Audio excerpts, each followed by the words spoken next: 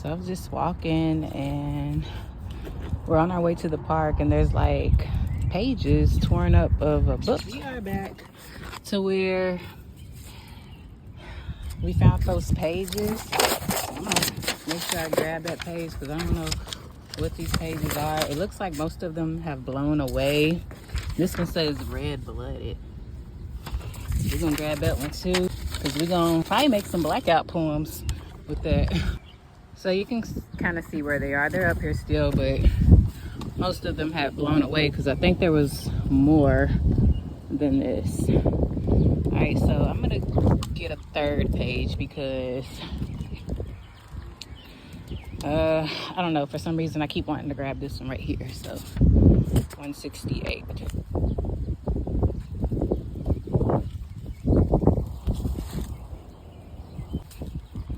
Maybe I can figure out exactly what book it was just by the few little pages that I picked up. And I feel like this is poetic in itself, just like walking down the street. There's some pages all the way down there, just pages floating down the street. Like you're just taking a walk and find ripped up pages of a book all down the sidewalk and all in the grass and whatnot. I feel like there's something poetic about that. So maybe I'll be able to get 2 poems out of it. If not, I'll just put it all in one poem. But maybe I can write a poem from the few little pages that I picked up and took with me. Blackout poem, maybe it could be 3 poems. And then just a poem about just the experience of me walking and finding pages of a book ripped up. But just imagine you wrote a book and there's pieces of your story or pieces of your artwork just floating around somewhere in somebody's yard or some sidewalk somewhere. And it would be even more something to imagine if you was the person walking and found the pages of your book ripped up somewhere. I was thinking about looking the book up and like finding the author and messaging her like, hey, I was walking and I saw some pages from your book ripped up on the sidewalk, and I collected a few pages and read them and checked your book out, and I wanted to make a blackout poem from it. But I don't know how that would come across. Like, I think it would be like interesting on one side and like kind of cool, but at the same time, like, imagine if you're that artist, you're like, dang, somebody just, that's how somebody felt about my work. Like, that's how somebody felt about my book. They just ripped up pages and threw them out in the street or something. Like, I don't know, but it's been a few days. I have not looked at these pages. I haven't read them, anything, but now I'm going to read them and try to find out who the author of this book is and what the book is called and what the book is about. Of the 3 pages I picked up, they were mostly in order. I tried to kind of randomly pick pages, but it ended up being pages that are right in order, like 147, 148, 149, and 150, and then this one is a piece from 167, but for the most part in order. And I guess the book is called Red Blooded. I don't know if that's the title of the book or the title of the chapter, but we're gonna look up Red Blooded, and the author is Amanda Carlson. So I'm on Google right now. I'm gonna search Red Blooded Amanda Carlson.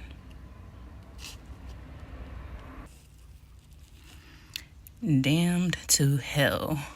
After settling a fragile truce between the vampires, werewolves, and witches, oh, okay, so it's one of those kind of books, the last thing Jessica wants to do is face the demons head on.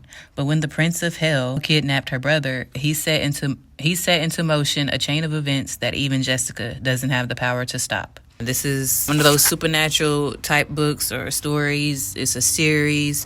There's vampires, werewolves, witches, and all that involved.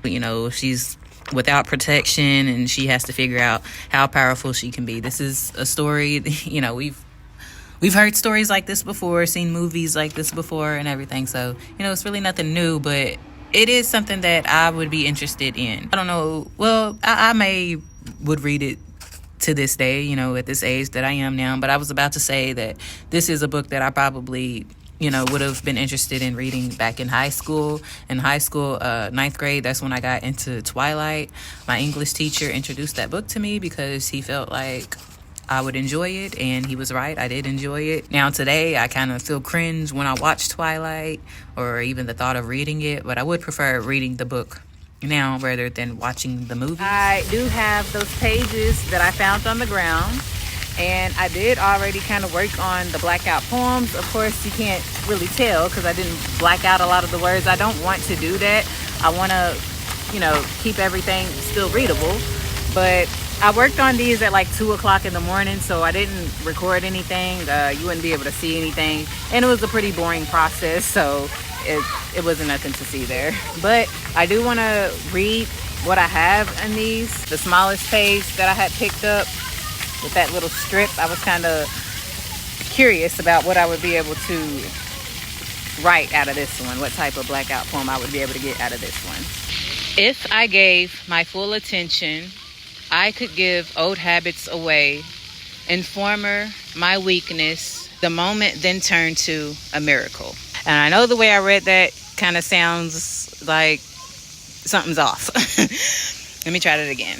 If I gave my full attention, I could give old habits away. Informer, my weakness, the moment then turned to a miracle. Informer, my weakness, then turned to a miracle. I feel like it's just a little bit too noisy out here right now still, and just me trying to read this and record at the same time is a little bit hard because I'm still having to focus on my surroundings, especially with my son, because he's not like staying over here, he's exploring, which as he should. So he's a little bit farther away again, and me trying to focus on reading something, I'm not going to be able to do that. Like, I need to keep my eye on my son. So I think I'm going to just leave that part where it is and read the rest once we get back home. I would interpret this as a person speaking on, if they were to give their full attention to, whatever issues or situations it is that they're, facing at the moment, then they could give whatever in that moment is, clouding them or bothering them or whatever that's basically an old habit, because people like to break old habits. So whatever that old habit is, it's like, if I'm able to give my full attention to whatever the root problem of this is, then I could give those old habits away. Like in the past, whenever I had a certain weakness, I was able to pay attention and knock it out the way, give that old habit out the way, or whatever that weakness was. And in that moment, it turned into a miracle. You can look at it that way, turning into a miracle that way, or just like making a weakness into a miracle. Learning from that weakness and turning it into a miracle, creating something and turning it into a miracle, or just the wisdom from it and being able to teach someone else about it. Expressing it and just someone listening and learning from it, whatever the situation may be. A person could look at it in a multitude of ways, but those are the two ways that I would interpret it. For the second page, the blackout poem that I came up with, it's basically finished, but I didn't quite end it yet. I'm still kind of trying to figure out which words that I want to end it off with.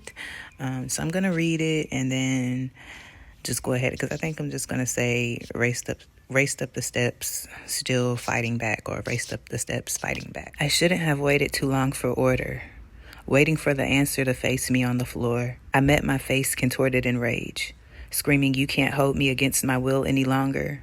I had no idea what to attack, but I raced up the steps, fighting back. When I was reading this and thinking about what the meaning would be or how I would interpret it, for some reason the 7 stages of grief popped into mind. So I just felt like this poem was like a person going through some of those stages. Maybe not all 7 of them, but definitely some of them, like the rage, and then this part about waiting for the answer to face me on the floor. That can be like a moment of defeat. So which stage would that be? I'm gonna have to look up the 7 stages of grief again, because I don't forget all 7 of them, but just that moment of that real sad, down and depressed stage, and then the rage, those 2. And then right here is talking about you can't hold me against my will any longer. I think that's like the acceptance stage. To me, this is speaking of like a situation of a person realizing that they shouldn't have waited so long to basically like things that I have been talking about in previous videos, set boundaries in place, just waiting for things to happen for them, basically things to be set in place for them, not wanting to do it on their own. And then it's like, just like, okay, when I hit rock bottom, what next? Like, is the answer gonna come then? But it's like, okay, now I'm enraged because one, I was playing myself waiting too long to set things in order, and then two, I just let myself hit rock bottom thinking something was gonna change at that point. So now I'm upset with myself. I'm enraged with myself. And then it's like, after that, it's like, you know what? I can't do this no more. I'm not about to do this. You can't hold me against my will any longer. And that could be the rage or the depression or the insecurities, the fear, I don't know, the lack of communication skills, whatever it is that led them to this point. It's like that person coming to that realization and just screaming out, yelling out, like, you can't hold me against my will anymore. And then they fight back.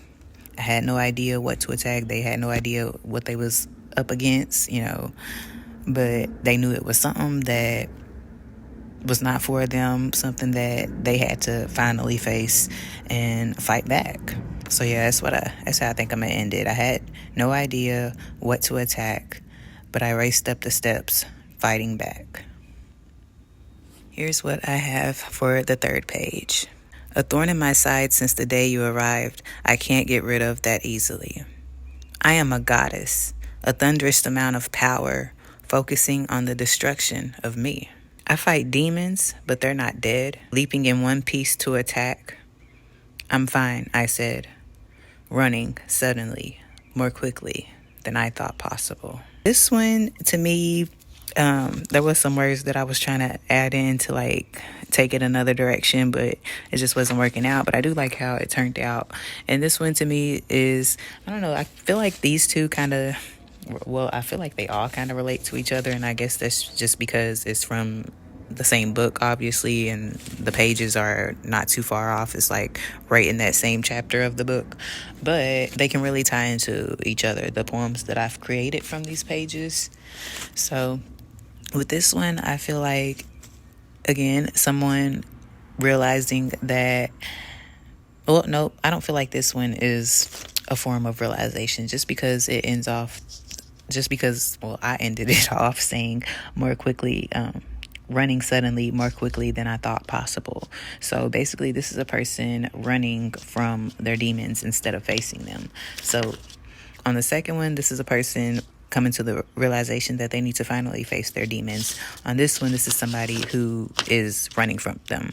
Like, they try to tell themselves they're fine and they're going to fight back, but they're basically just lying to themselves, and their way of fighting back is to run from the demons instead of facing them. The demon is this person or this entity or whatever that is the thorn in this person's side since the day it arrived, or since the day this person let this in, that they can't get rid of easily.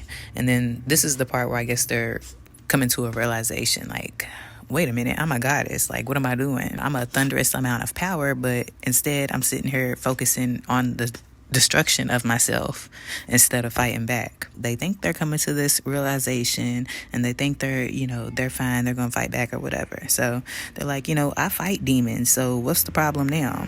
Yeah, I fight them, but they're not dead. So maybe at this point when they're saying they're not dead, it's like they kind of pull back a little bit, like they get scared again, and then these demons start leaping in one piece, leaping as a whole to attack. And then they're like, all right, they're trying to like keep that strength, and they're trying to keep that realization, I'm a goddess, I'm a thunderous amount of power, I don't need to be letting these demons take me out like this. I'm fine, I'm gonna fight back. But instead, running suddenly more quickly than I thought possible. I feel like there's been moments where I can relate to all three of these. So I'm pleased with how all of these turned out. I am going to write them down as actual poems, and I'm going to keep these pages.